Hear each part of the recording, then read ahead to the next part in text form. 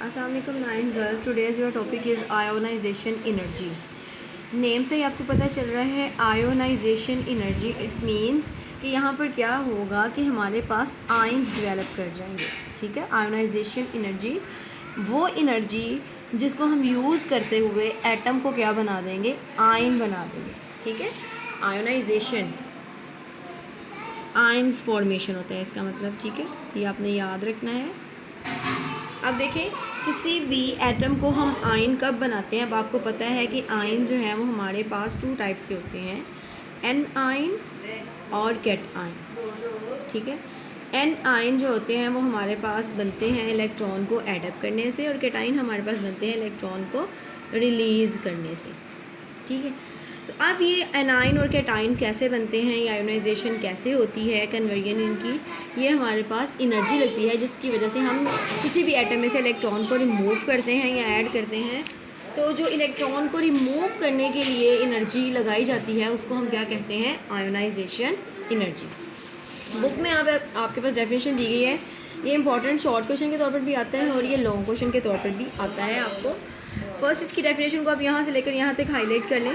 The ionization energy is the amount of energy, वो energy required to remove the most loosely bounded electron। अब most loosely bounded electron कौन से होते हैं, जो outer most shell में होते हैं। ठीक है, from the valence shell of an isolated gaseous atom।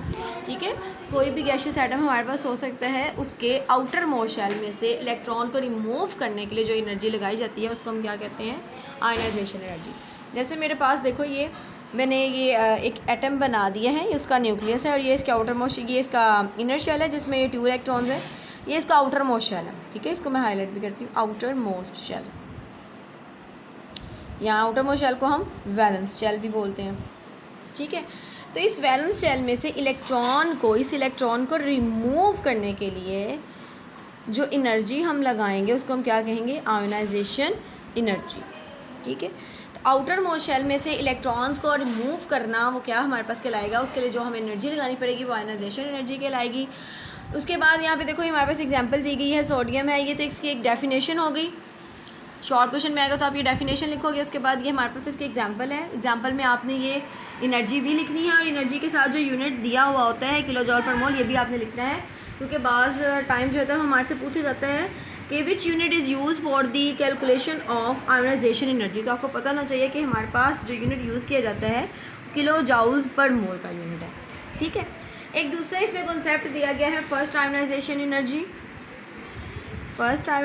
Energy, second ionization energy, फिर उसके बाद थर्ड आयोनाइजेशन एनर्जी। ठीक है, तो अब यहाँ पे देखो, मैंने यहाँ पे 3 इलेक्ट्रॉन्स वैलेंस शेल के अंदर जो है वो रखे हैं। तो अब देखो, यहाँ पे न्यूक्लियस की अट्रैक्शन इन सब के ऊपर डिवाइड है। ठीक है, न्यूक्लियस की अट्रैक्शन इन तीनों इलेक्ट्रॉन्स के ऊपर इक्वली जो है वो डिवाइड हुई हुई है, इक्वली अट्रैक्ट कर रहे हैं न्यूक्लियस की तरफ। जैसे ही मैं आयोनाइजेशन एनर्जी अप्लाई करूँगी तो ये मेरे जो फर्स्ट इलेक्ट्रॉन है इसको मैं बाहर निकालूंगी। तो इसके लिए जो मैंने आयोनाइजेशन एनर्जी लगाई वो मेरे पास क्या कहलाएगी, फर्स्ट आयोनाइजेशन एनर्जी, क्योंकि पहले मैंने इसको रिमूव किया। फिर मैं सेकंड को रिमूव करूँगी तो ये मेरे पास सेकंड आयोनाइजेशन एनर्जी होगी। थर्ड को रिमूव करूँगी तो मेरे पास थर्ड आयोनाइजेशन एनर्जी होगी। अच्छा, अब आपकी बुक में बताया गया है जो हमारी फर्स्ट आयोनाइजेशन एनर्जी होती है वो लेसर होती है एज़ कम्पेयर टू सेकेंड, और सेकेंड आयोनाइजेशन एनर्जी जो है वो लेसर होती है, कम होती है एज़ कम्पेयर टू थर्ड। इसकी रीज़न क्या है, देखो, जब मैंने फर्स्ट बेटा इलेक्ट्रॉन को रिमूव किया आउटर मोस्ट शेल में से, तो क्या हुआ कि न्यूक्लियस की अट्रैक्शन इनके ऊपर इक्वली डिवाइड थी, तो ये इलेक्ट्रॉन मैं इजीली रिमूव कर पाई। ठीक है, उसके बाद क्या हुआ, ये अट्रैक्शन तो फर्स्ट इलेक्ट्रॉन की ख़त्म होगी, अब न्यूक्लियस की सारी अट्रैक्शन इन दोनों इलेक्ट्रॉन्स पे आ गई। अब इसको इन दोनों को निकालना ज़्यादा मुश्किल हो गया। अब जो मुझे ज़्यादा एनर्जी लगानी पड़ेगी इस इलेक्ट्रॉन को रिमूव करने के लिए। अब ये भी इलेक्ट्रॉन अगर रिमूव हो गया तो सारी की सारी न्यूक्लियस की अट्रैक्शन इस थर्ड इलेक्ट्रॉन पे हो जाएगी, तो इसको रिमूव करने के लिए मुझे ज़्यादा एनर्जी लगानी पड़ेगी। ठीक है, तो ये था first ionization energy, second ionization energy. अब बुक से इसकी रीडिंग कर लेते हैं। ये एग्जांपल आप जो है वो मेंशन कर लें। एग्जांपल यहाँ से, for example the first ionization energy of the sodium atom is +496 kilo joule per mole. इसको हाईलाइट भी आपने कर लेना। अच्छा जी, the amount of the energy, यहाँ पे आप हेडिंग दे दें फर्स्ट आयोनाइजेशन एनर्जी की। The amount of the energy needed to remove the successive electron present in an atom. Successive का मतलब होता है 7 वाले electrons. If there is only one electron in the valence shell, the energy required to remove it will be called the first ionization energy. यहाँ से आप the amount से आप फर्स्ट आयनाइजेशन एनर्जी की हेडिंग लेंगे, ठीक है। और इसके बाद यहाँ पर हमारे पास सेकेंड आयनाइजेशन की एनर्जी की आप हेडिंग दे दें। But when there are more than one electron in the valence shells they can be removed one by providing more and more energy, such as group 2 and 3 elements have more than one electron in their shells, therefore they will have more than one ionization energy values. Next हमारे पास trend आ जाएगा, trend in period. सबसे पहले हम यहाँ पे heading दोगे trend in period. अब याद रखना है, आपने एटॉमिक साइज में पढ़ा था कि जब हम लेफ़्ट टू राइट पीरियड में मूव करते हैं, लेफ़्ट टू राइट जब हम पीरियड में मूव कर रहे हैं तो एटॉमिक साइज़ क्या करता है, डिक्रीज़ करता है।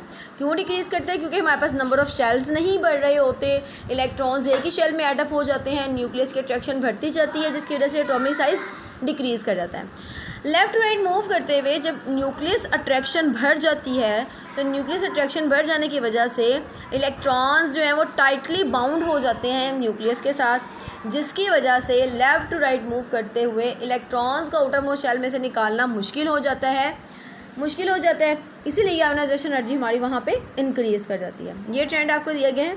If we move from left to right in a period the value of the ionization energy increases. यहाँ पे आप हेडिंग दोगे रीज़न की नेक्स्ट क्यों ऐसा होता है। It is because the size of the atom reduces and the valence electrons are held strongly by the electrostatic force of nucleus. Nucleus जिस फोर्स से उसको अट्रैक्ट करता है अपनी तरफ इलेक्ट्रॉन्स को, वो इलेक्ट्रोस्टैटिक फोर्स कहलाती है।